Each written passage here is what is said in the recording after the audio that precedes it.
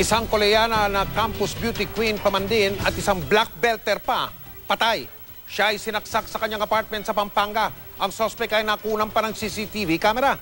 Si Emil Sumangin, naka-alerto 24. Try ko, sir, ha, kung paano. Kasi nagpipixelize pala, no? Ayan, no? Buwan na siya, no?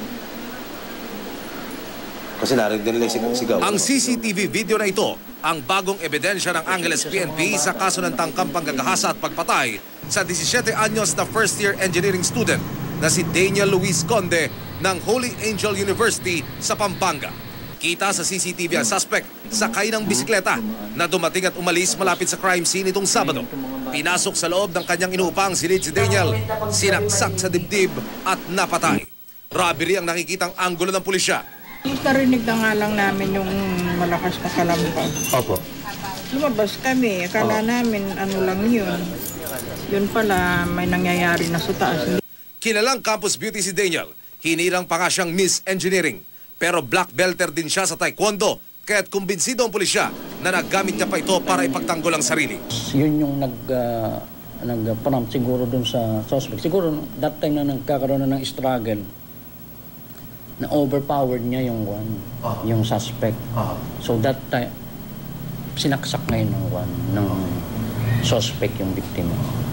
Ang computer-generated composite sketch ng suspect na buo ng Task Force Daniel ng Angeles City PNP sa tulong ng CCTV at salaysay ng mga testigo. 100,000 piso ang inilaang reward sa sinumang makapagbibigay ng impormasyon sa suspect.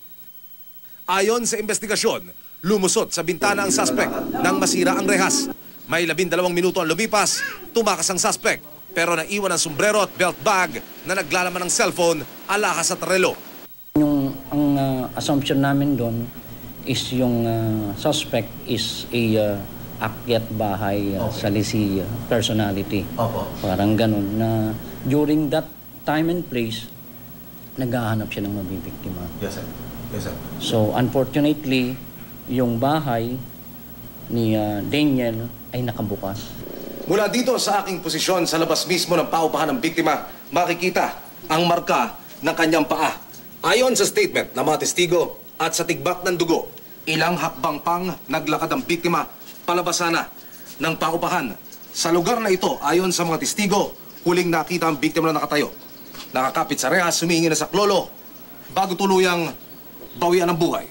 Medyo natatakot na kami. Opo, ma'am. Lalo na sa gabi, dapat nakapadlock ka. Opo. Di tulad nung dati, tahimik na tahimik ang lugar namin dito. Ramdam ang pagluluksa at pakikiramay sa biktima mula sa universidad, sa social networking site na Facebook, hanggang sa Kapas Tarlac sa kanilang tahanan kung saan nakaburol si Daniel. Hustisya ang panawagan ng kanyang mga makalas sa buhay. Sana po, pagbutihin niyo ang paghanap sa mga ganong klaseng tao na kriminal para wala nang masyadong madamay pa sa mga anak natin.